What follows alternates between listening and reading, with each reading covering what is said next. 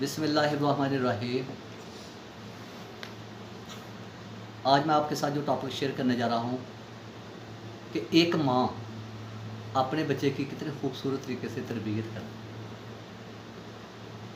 मैं समझता हूँ कि जितने मर्जी तरबियत के मराकज़ बना लें, जितने मर्जी तरबियत के अदारे बना लें, जब तक आपके घर के अंदर तरबियत का मरकज़ नहीं ना बनेगा तो बाहर वाले जो तरबियती मराकज़ हैं वो आपके बच्चे की तरबियत को नहीं सही कर सकते। बच्चों की तरबियत करने का सिर्फ एक तरीक़ाकार है, लेकिन हमारे माशरे में बच्चों को डांट डपट किया जाता है, बच्चों को गलत काम पे अप्रिशिएट किया जाता है, तो वही बच्चे गलत काम को आगे प्रमोट हो जाते हैं। उस वजह से तो तरबियत जो वो ख़राब हो जाती है। एक माँ अपने बच्चे की तरबियत किस अंदाज से करती है?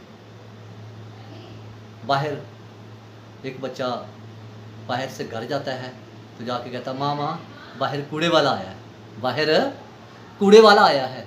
तो माँ अपने बच्चे को बड़े खूबसूरत तरीके से बिठाती है और कहती है, बेटा सुनो, कूड़े वाले तो हम हैं, वो तो सफाई वाला है।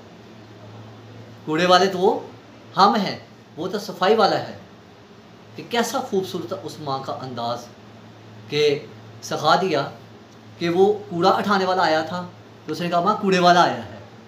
लेकिन माँ ने उसी अल्फाजों को बदला, रहा तो वो कूड़ा उठाने वाला ही, लेकिन अल्फाज बदल कर अपने बच्चे की तरबियत कर डाली कि बड़ों का अदब कैसे किया जाता है। वो कहती, नहीं बेटा, वो तो कूड़े वाला नहीं है, कूड़े वाले तो हम हैं, वो तो सफाई करने वाला है।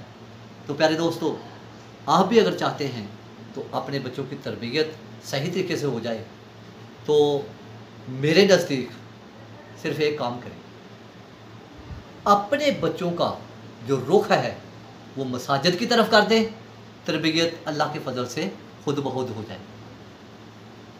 क्योंकि जब तक हम मस्जिद की तरफ रुख नहीं करेंगे, नमाज की तरफ बच्चों को लेकर नहीं जाएंगे, दीन के करीब नहीं करेंगे, तो हमारे बच्चे ना तो अदब करना सीखेंगे और ना ही उनको माँ बाप का अदब रहेगा, ना छोटे बड़े का अदब रहेगा।